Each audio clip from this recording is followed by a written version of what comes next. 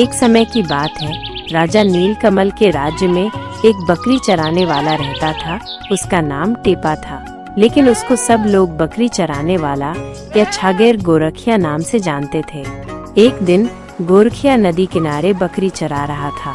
उसी समय नदी में एक फूल बहते हुए आते देखकर उसका मन नहीं माना और वह नदी में कूदकर फूल उठा लिया। वह केतकी फूल था। जितना दिखने में सुंदर था, उतना ही सुंदर उसका महक। टेपा दिन भर उस फूल को अपने साथ रखता, लेकिन फूल थोड़ा सा भी नहीं मुरझाता था। शाम के समय वो जब घर वापस जाता है, तब फूल को राजा के गोबर डींग में गाड़ देता। दूसरे दिन सुबह डींग से गोरखी जाते समय उस फूल को उठा लेता। दिन भर अपने संग रखने के बाद शाम को वापस आते समय फूल को राजा के गोबर डींग में फिर गाड़ देता। एक दिन वह फूल राजा के गोबर डींग में नहीं मिला। उस दिन राजा की नौकरानी टेपा से पहले गोबर डींग के पास गई और केतकी फूल उठा ले गई। टेपा को फूल चोरी होने का कोई अफसोस नहीं था। वो अपना काम करने चला गया। राजा केतकी फूल देखकर मोहित हो गया और पूछा तो नौकरानी बोल दी कि ये फूल मुझे आपके गोबर डींग से मिला। राजा सब आदमी से एक एक करके पूछा, लेकिन कोई नहीं बोला कि हम फूल रखे हैं। राजा के पास सब आए, लेकिन टेपा नहीं आया था। राजा का आदमी जब टेपा को बुला के लाया तो टेपा बोला, मैंने ही केतकी फूल रखा था। राजा टेपा से बोला, जाओ इस फूल का जोड़ा लेकर आओ। फूल का जोड़ा नहीं ला पाए तो तुम्हें राज से निकाल देंगे, और यदि इसी तरह दूसरा फूल ले आते हो तो आधा राज देंगे और अपनी बेटी की शादी तुमसे करवा देंगे। जाओ 1-2 किलो चिवड़ा ले लो भंडार से रास्ता खर्च के लिए। टेपा राजा का आज्ञा नहीं काट पाता और वो चल पड़ता है वही नदी के किनारे किनारे। चलते चलते वहाँ एक जंगल मिला जहाँ पहरेदार उसे जाने से मना करता है। कहते हैं कि आगे जाना खतरा है, जंगल में एक राक्षसनी है जो तुम्हें खा जाएगी। टेपा बोलता है, मुझे मरने का डर नहीं, वापस आएंगे तो राजा नहीं छोड़ेगा।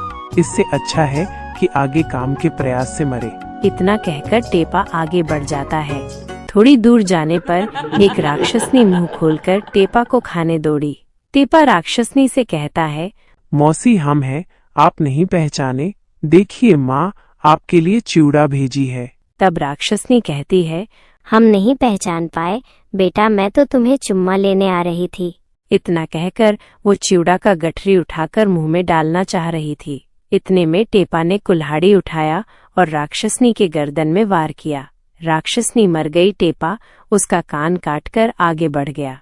जब उस राज्य के राजा को राक्षसनी के मर जाने का खबर मिला और ये विश्वास हो गया कि राक्षसनी को टेपा ही मारा है, तब वो खुश होकर अपनी छोटी बेटी से विवाह करवा देता है।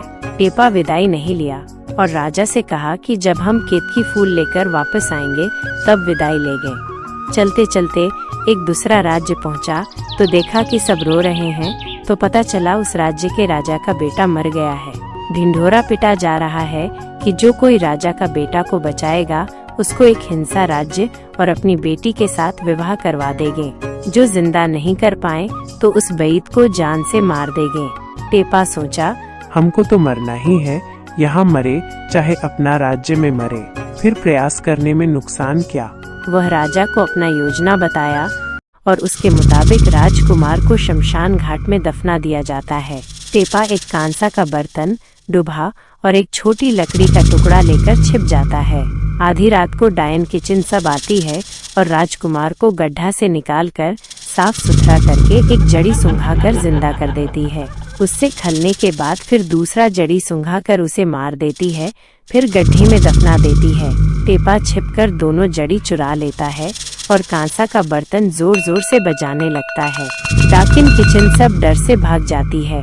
टेपा राजकुमार को जिंदा कर देता है। राजा खुश होकर अपनी बेटी के साथ उसका विवाह करवा देता है, लेकिन टेपा विदाई नहीं लेता और आगे बढ़ जाता है।